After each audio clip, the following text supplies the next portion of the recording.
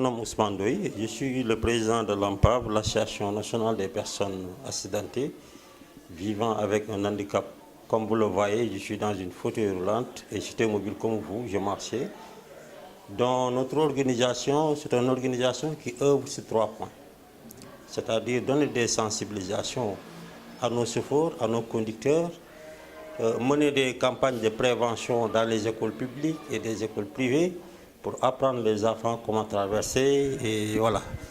Donc pendant l'accident, vous constatez les lenteurs d'intervention.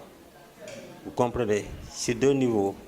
Si vous prenez l'accident qui s'est produit à Kaola, le bus qui avait provoqué plus de 9 morts, 57 blessés, vous comprenez, donc non seulement il y avait lenteur des interventions, parce que la sapeur-pompier de Kaola demandait de l'aide à des transporteurs, et arrivé à l'hôpital, il n'y a qu'une seule chirurgien et une seule anesthésiste qui couvre l'hôpital de Kaola. Et ces 2 personnes, en même temps, c'est eux qui couvrent la région de Kaola, la région de Kaffrine et la région de Fatick. Vous voyez? Or que dans cet hôpital, il devait y avoir plus de 5 chirurgiens. Mais une seule chirurgien dans un hôpital, c'est dangereux, c'est grave. Vous comprenez? Parce que s'il monte le matin à 8 heures, mais il va descendre le soir. Il ne peut pas continuer à opérer ou de faire des interventions sur des êtres humains. Et la vie d'un citoyen est plus chère que tout. Donc après accident, bon, on a dit que donc mieux de perdre notre jambe que de perdre notre esprit. Vous comprenez, l'esprit est là et ce qu'on a besoin sur l'homme, c'est l'esprit et l'expérience. Vous comprenez? Donc c'est dans ce cadre que nous avons mis 10 projets de l'AMPAV pour accompagner les handicapés par accident et d'une manière générale lutter contre la mendicité et donner de l'emploi à toute personne handicapée. C'est dans ce cadre que j'ai mis un projet de 2000 magasins, des magasins de 4 mètres carrés. Donc après j'ai saisi l'ensemble des collectivités locales, y compris comme le maire Ousmane Doy, le maire Barthélémy Dias, le maire Albedo de Rufisque, bon, le maire de Pikine, Amadou Diarra, etc. J'étais même à Kolda, à Mbour, etc. Donc le maire Ousmane m'a donné 12 places. Là, j'ai mis 18 dépôts là-bas, dont les handicapés sont en train de travailler sur ces cantines. Donc parce qu'il n'y a pas un problème d'emploi vers des personnes handicapées, il s'agit d'organiser les secteurs, tous les handicapés pour bénéficier de l'emploi. Là, pour la sécurité des vies des citoyens sénégalais. Vous voyez. Donc, c'est pour cela qu'on a mis cette organisation, parce que nous sommes dans un pays que chaque mois, minimum, on enregistre 20 morts, 28 morts, 200 et quelques blessés. Dans l'année, on se retrouve sur l'accident de la route 15 000 et quelques. 15 000 et quelques blessés, 800 et quelques ou 1000 et quelques morts. Donc chaque 3 mois ou chaque 6 mois, nous avons un Diola au Sénégal. Moi, j'ai eu mon accident à Kédougou, le 7 février 2007. J'étais le coordinateur national du PDS, chargé des mouvements de soutien, parce que c'est moi qui ai installé les 460 mouvements de soutien. Lorsqu'on m'a réveillé chez moi de me dire que je dois rejoindre le président Abdoulaye Wade parce qu'il a besoin de moi, là, demain matin, j'ai pris le 4x4 et parti à Kédougou. Bon, à notre retour, c'est là que notre véhicule a fait 9 tonneaux. Bon, c'était à partir de 16 heures. Bon, j'ai dit mon chauffeur, donc il faut appeler l'hôpital de Tamba et appeler les sapeurs-pompiers de venir nous prendre parce que c'était à 7 km de Tamba. Vous comprenez? Voilà, donc nous sommes restés là-bas jusqu'au 19h moins. 19h moins, j'ai dit donc il faut stopper, comme les sapeurs ne sont pas encore arrivés. Donc on a stoppé une pick-up. Donc lorsqu'on a roulé 3 km, on a vu les sapeurs s'arrêter. Lorsqu'on a interpellé ces sapeurs-pompiers, ils nous ont demandé qu'ils étaient en panne, parce qu'ils sont mal équipés quand même. Ils étaient en panne, maintenant ils sont dépannés. Là après, les sapeurs m'ont pris l'hôpital de Tamba, j'ai passé la nuit. Tamba, après, le lendemain matin, l'avion médicalisé est venu me prendre, l'avion militaire, sur Dakar. L'aéroport de Dakar, après hôpital principal. Hôpital principal, j'ai resté 48 heures sans être opéré. Or, s'il y avait une intervention rapide, je ne devais pas être paralysé. Et ça vous comprenez, tous les paralysies tous les paralysies, si vous voyez toute personne paralysée dans un accident, c'est parce qu'il y a une lenteur des interventions. Il y avait que mon colonne qui s'est déplacé un peu. Mon accident, ce n'était pas grave. Mais il y a deux niveaux, lenteur des interventions vers les chapeaux, lenteur des interventions vers les chirurgiens. Parce que le Sénégal manque de chirurgiens au Sénégal. Vous comprenez? Donc c'est pour cela que lorsque j'ai fait études au niveau de l'hôpital, parce que je dirais là-bas, et j'ai vu des gens qui meurent, c'est des choses que nous pouvons éviter. J'ai vu des gens qui ont des paralysies, c'est des choses que nous pouvons éviter. J'ai vu même quelqu'un qui avait une blessure sur son jambe, bon, il y avait une faute matérielle, il a resté jusqu'au qu'il a retrouvé au niveau de l'hôpital même d'une infection, finalement on a coupé ses jambes. Donc on ne devait pas couper ses jambes. Vous comprenez? Donc dans ce sens que j'ai fait l'étude sur les accidents de la route, ce qu'on perd sur les accidents maritimes, ce qu'on perd sur les accidents du travail.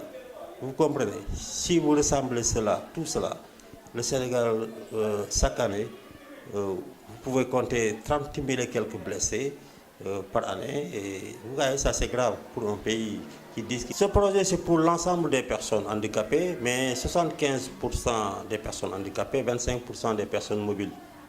Vous comprenez? C'est-à-dire c'est un projet de 2000 magasins que nous voulons installer au Sénégal. J'ai saisi le président Macky Sall, j'ai saisi tous les corps diplomatiques ici qui sont là. Vous comprenez? J'ai saisi toutes les organisations et tous les ministères. Mais seule l'ambassade de Chine qui a répondu favorablement par rapport en même temps les maires qui m'ont cédé des places. Vous comprenez? Je suis un administrateur d'une entreprise de génie civil, bâtiment. Donc parfois, je gagne un petit marché. L'argent que j'ai, les bénéfices que j'ai, je les mets sur les cantines. C'est dans ce cadre que j'ai signé une convention avec une société téléphonique. Je ne veux pas faire publicité. Vous comprenez? Une société téléphonique, donc comme Sonatel, si vous le permettez. Donc on a signé une convention et là j'ai déposé un petit moyen pour accompagner les handicapés de démarrer leurs activités de transfert. Et en même temps vendre des cartes, etc. Il y a plus de 30 cantines qui sont au niveau de Dakar, fonctionnelles. Oui, fonctionnelles. Si vous partez, vous allez le voir. Cantine, il y a 2 personnes. Bon, c'est des cantines qui vont fonctionner 24/24, donc chaque cantine va prendre plus de 4 personnes. Vous comprenez? Parce qu'ils sont dans des endroits tellement placés, et vous comprenez. Donc l'État ne m'a pas aidé sur ça, je vous dis. Le président Macky Sall n'a fait aucune réaction dans ce projet. Bon, il avait saisi son ministre de l'Emploi de me recevoir. Ils ont vu le projet est fiable, mais ils préfèrent d'aller accompagner le projet Tanguis que d'accompagner, de laisser mon projet en ordre. Mais ce projet, nous l'avons fait pour accompagner l'État du Sénégal, accompagner les citoyens sénégalais. Parce que les handicapés, ce sont des citoyens sénégalais. Vous comprenez? Si vous voyez même les cartes d'égalité des sens, ça n'a aucun sens pour les personnes handicapées. Parce que vous m'interrogez, vous n'avez pas cette carte. Le président n'a même pas cette carte. Madame le ministre n'a même pas cette carte d'égalité des sens. Ce n'est pas ça qui règle le problème des handicapés. Pour moi, c'est une insulte parce que dans notre constitution, on dit que tous les Sénégalais sont égaux devant la loi. Donc vous avez votre nationalité sénégalaise, moi j'ai mon nationalité sénégalaise, mais ils pouvaient mettre 4 priorités pour les handicapés.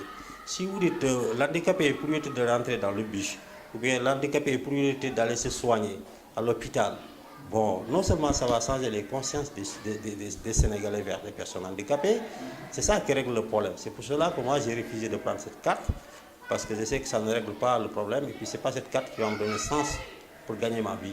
Puis il disait les enfants dans la rue, mais maintenant ils ont ramassé des personnes handicapées âgées de 25 ans, de 30 ans et de 40 ans, y compris des femmes et des hommes. 13 personnes.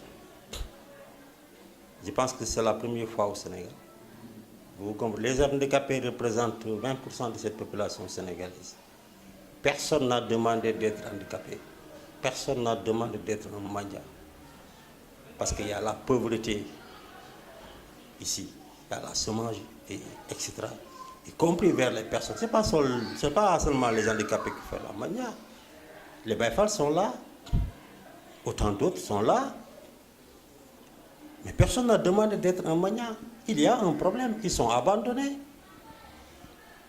Alors, si vous êtes abandonné, vous allez rester toujours de dire que je suis abandonné. Si vous partez dans la rue, on vous donne 5 000 francs. D'ici, à partir de 8 heures du soir, vous ramassez 5 000 francs ou 3 000 francs. Mais demain, vous allez encore le faire parce que vous avez des enfants à nourrir. Et toi, vous-même, vous devez se nourrir hein? D'accord. Donc, je ne condamne pas des gens qui tendent la main. Il y a des solutions à ça et nous avons montré des solutions à l'État. C'est l'État qui a fermé ses yeux. Parce que j'ai saisi en 2014 le président Macky Sall de lui dire que j'ai envisagé d'organiser un forum de l'emploi pour des personnes handicapées. Que je demande que vous présidez cette forum.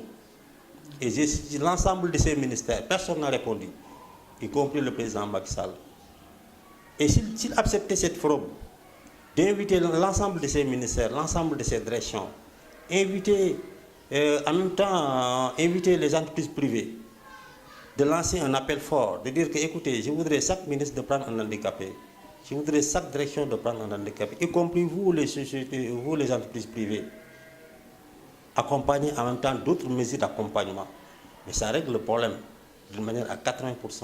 Mais dommage, nous sommes dans un pays que les gens parlent que de politique et des milliards qu'on ne voit pas. Ouais. Donc ce qu'ils ont fait d'enfermer les handicapés, vraiment, je le condamne fermement. Ce n'est pas honnête, ce n'est pas juste, ce n'est pas humain. Vous comprenez? Si vous voulez enlever les gens de tendre la main ou de faire la mancité, mais donnez-lui quelque chose quand même. Le Sénégal, c'est devant nous. Il s'agit de prendre notre destin en main. Les visions sont là. Vous comprenez? Les visions sont là. Et moi-même que vous êtes en train d'interviewer, je peux régler les problèmes des personnes handicapées. Vous voyez les bourses familiales qui n'amènent nulle part des personnes handicapées. 25 000 francs par mois, par 3 mois. 200. Mais il ne sert à rien du tout parce que 250 francs par jour, c'est zéro. C'est des montants de 10 milliards ou 40 milliards injectés. Moi, je me donne 5 milliards dans cet argent-là. D'ici 5 ans, vous ne verrez jamais des personnes de tendre la main. Vous ne verrez jamais dans les rues des personnes handicapées, y compris toutes sortes d'handicapés, qui vont bénéficier de l'emploi. Vous comprenez? Mais tel n'est pas le cas. Bon, je pense que le président Macky Sall, par rapport, même si vous l'entendez sur ces conseils des ministres de centraliser tous ces projets qu'ils disent, vous ne verrez même pas des projets destinés pour des personnes handicapées. Roosevelt était un handicapé, c'est lui qui a dirigé les 52 États de l'États-Unis dans des moments difficiles. Dans des moments difficiles. Et il a redressé l'économie de l'États-Unis, d'Amérique. C'était un handicapé. Le ministre des Finances de l'Allemagne actuel, c'est un handicapé. Le problème, ce n'est pas les membres qui bloquent. Le problème, c'est là. C'est dans la tête. Vous comprenez? Moi, je suis plongeur de deuxième échelon. Je suis technicien. Mon domaine, c'est de renflouer des cargos savirés et de tous travaux maritimes, technicien en carrosserie. Vous comprenez? Le développement, c'est dans le terrain. Vous comprenez? Donc, moi, j'ai mis cette partie parce que non seulement j'ai vu nous perdons de jour au jour nos citoyens sénégalais, c'est des choses que nous pouvons éviter. Vous comprenez? Et j'ai mis cette partie pour dire que Bistinegno, un handicapé, peut être président du Sénégal. Bistinegno, un ouvrier peut être président comme Lula. Le Brésil avait des problèmes comme nous, ici au Sénégal. Mais ils ont pris un ouvrier, Lula. Mais c'est Lula qui a développé le Brésil. Alors, actuellement, le Brésil est plus puissant que le Sénégal, 1000 fois. Vous comprenez? Pourquoi pas un ouvrier peut diriger le Sénégal? Bistinegno, un Arabisant peut diriger le Sénégal. Ce n'est pas un parti pour un handicapé, mais c'est un parti qui défend toutes les couches. Parce que nous disons que toutes les couches, c'est des universitaires. Il ne faut pas dire que nous sommes sortis dans une école française, vous êtes sortis dans une école de l'arabe, ou bien vous êtes un homme produit du terrain, et on vous dit que ce que vous apprenez, c'est de l'informel. Il n'y a pas d'informel, c'est des mots français pour déstabiliser l'Afrique. Toute matière, c'est un universitaire. C'est pour cela que Bistinegno, on dit qu'une femme peut être présidente de la République du Sénégal. Donc voilà ces 4 courses qui sont abandonnées au Sénégal. C'est pour cela que nous avons mis cette partie pour lutter contre l'injustice et donner tout citoyen sénégalais qui a du savoir-faire. Voilà. Je ne serai jamais comme Abdoulaye Wade ni Macky Sall. Pour le savoir, je l'invite à un débat public. Je ne serai jamais comme eux. Et le Sénégal va émerger ces 5 ans. Je suis d'accord sur le mandat de 5 ans. Mais tel que le président Macky Sall l'a proposé, je ne suis pas d'accord. Ça freine l'économie sénégalaise. Que le Sénégal d'abord, on dise que nous allons organiser toutes les élections dans un an. C'est-à-dire coupler les élections législatives et présidentielles. 5 mois après, on convoque les maires, parce qu'il reste 1 an sur leur mandat ou 2 ans. On convoque les maires au niveau de l'Assemblée nationale, qu'ils démissionnent pour l'intérêt de la nation. 5 mois après, on organise des élections des maires. C'est-à-dire, dans 1 an, on organise tous ces 3 élections-là. Donc, il vous reste 4 ans, tout le monde va travailler. Vous comprenez? Les conseils des ministres décentralisés, tels qu'il le fait le président Macky Sall, nous, on dit non, le Sénégal n'a pas besoin de cela. Si c'était nous, nous allons décentraliser chaque région. Nous avons 14 régions, mon ami. Et chaque région va dirigée par un ministre. On dit que la région de Saint-Louis va dirigée par Moussa Khan, la région de Ziguinchor va dirigée par Madame ministre Fatou Salou ou Fatou Ba. Vous comprenez? Supprimer les ministres de la Santé, ministre de la Santé, ministre etc. Mais le ministre va être accompagné par le directeur de la Santé, directeur de la pêche, directeur